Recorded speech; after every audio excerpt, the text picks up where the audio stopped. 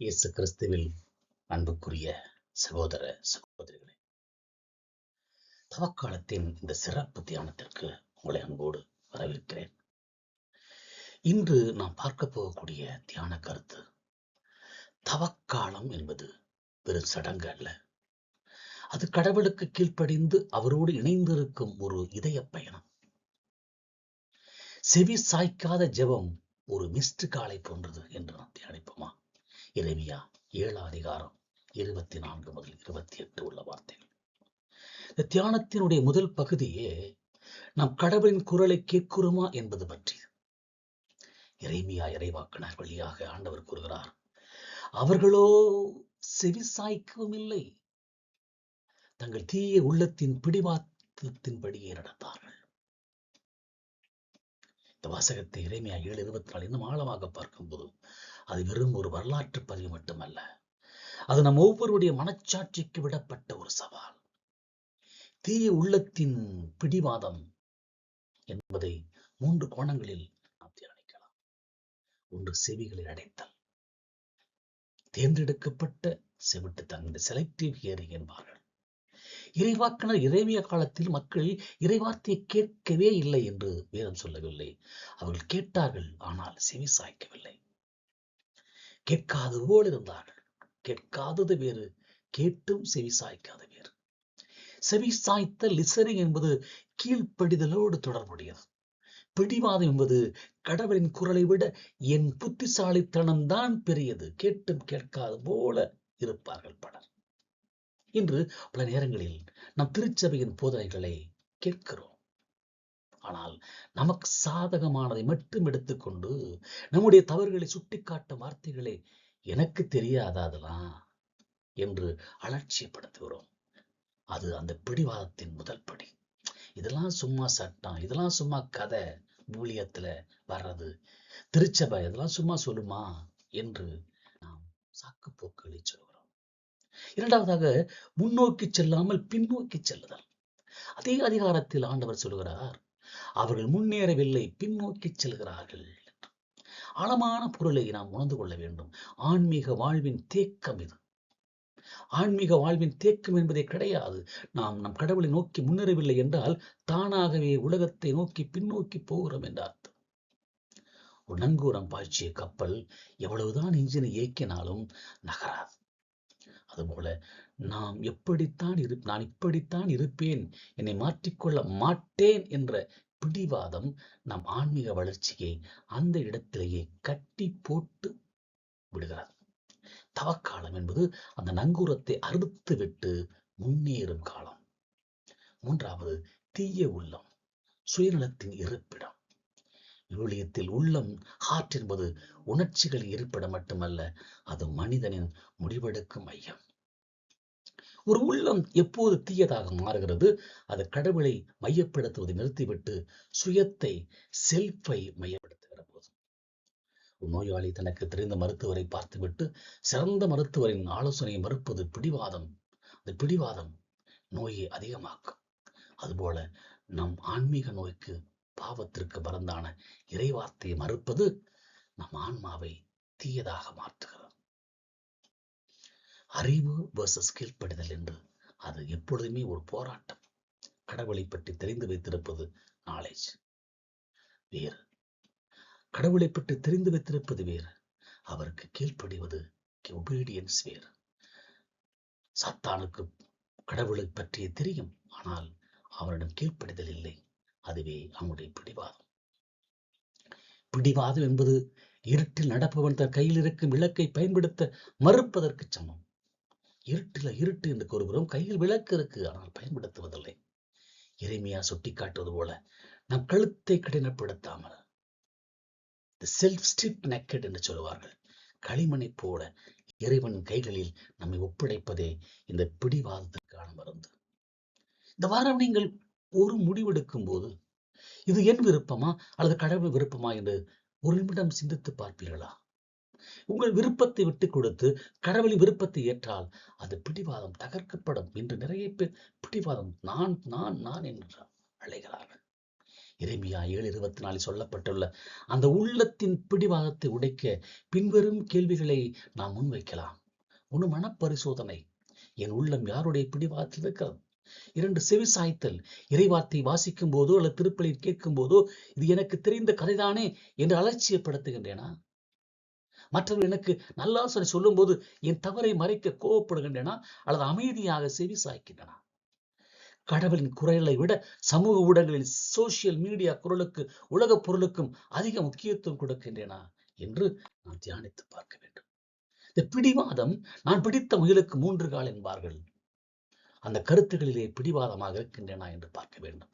என் தவறு என்று தெரிந்தும் காலங்காலமாக இப்படித்தான் நடக்குது என்று நியாயப்படுத்தி அதே பாவத்தை தொடர்கின்ற நான் மட்டுமா செய்யறேன், எல்லாரும் தான் செய்யறாங்க என்று மன்னிப்பு கேட்கவோ அல்லது மற்றவர்களை மன்னிக்கவோ என் ஈகோ, அகந்தை தடையாக இருக்கிறதா என்று பரிசோதித்து பார்க்க வேண்டும். பின்னோக்கி செல்லுகிற இந்த வாழ்க்கை, கடந்த ஆண்டு தவக்காலத்தை விட இந்த ஆண்டு என் ஆன்மீக வாழ்வில் ஏதேனும் சின்ன முன்னேற்றமாவது இருக்கிறதா? ஜபமும் தவமும் எனக்கு ஒரு சுமையாக தெரிகிறதா அல்லது இறைவனோடு இருக்கும் சுகமாக இருக்கிறதா? என் பேச்சு, என் செயல், என் சிந்தனை ஆகியவற்றில் இன்னும் அதிக பழைய மனுஷன், இந்த ஓல்டு செல்ஃப் ஆதிக்கம் செலுத்துகின்றேனா என்று நாம் பரிசோதித்து பார்க்க வேண்டும். வெறும் கடமைக்காக ஜபமாலை சொல்வதும் சிலுவை பாதை சொல்வதும் அல்ல தவக்காலம். ஒரு சிற்பி ஒரு பாறையை செதுக்கிக் கொண்டிருந்தார். வந்து கேட்டார், இந்த கல்லுக்குள் இப்படி அழகான சிலையை கண்டு வைத்தீர்கள்? சிற்பி சொன்னார், சிலை ஏற்கனவே இந்த கல்லுக்குள் இருந்தது. சிலையிலே தேவையில்லாத பிடிவாதமான பாறை பகுதிகளை மட்டும் நான் நீக்கினேன். சிலை தானாக தெரிந்தது என்றார். நம்மில் ஒவ்வொருவருக்குள்ளும் ஒரு புனிதர் இருக்கிறார். அந்த புனிதரை மறைத்துக் கொண்டிருக்கும் தேவையற்ற பிடிவாதம் எனும் பாறையை இந்த தவக்காலத்தில் இறைவார்த்தை என்னும் ஒளியால் செதுக்கி எறிவோம். இந்த தானத்தின் அடுத்த பகுதியாக 5 நிமிடம் மௌனமாக நாம் இருக்க முயற்சிப்போம். ஆண்டவரே, என்னிடம் இருக்கும் இந்த பிடிவாதம் உமது குரலை கேட்காமல் தடுக்கிறது என்று மட்டும் நாம் கேட்போம். பதில் உங்கள் உள்ளத்திலிருந்து வரும். இன்று பலருடைய ஜெபம் எப்படி இருக்கிறது தெரியுமா? ஒரு முறை ஒரு சிறுவன் தன் படுக்கைக்கு அருகில் முழந்தால் படியிட்டு ஜெபித்துக் கொண்டிருந்தான். ஆனால் அவன் ஜெபம் என்னவோ மிக வேகமாக இருந்தது. ஆண்டவரே, ஆண்டவரே சொன்ன சென்னை, மதுரை, கோவை, திருச்சி, ஆமென். அம்மா கேட்டார், என்னப்பா இது ஊர் பேரெல்லாம் சொல்லுகிறாய்? அவன் சொன்னான், இல்லம்மா, புவியியல் ஜியாகிரபி பரீட்சையில் இந்த ஊரெல்லாம் எங்க இருக்குன்னு தப்பா எழுதிட்டேன்.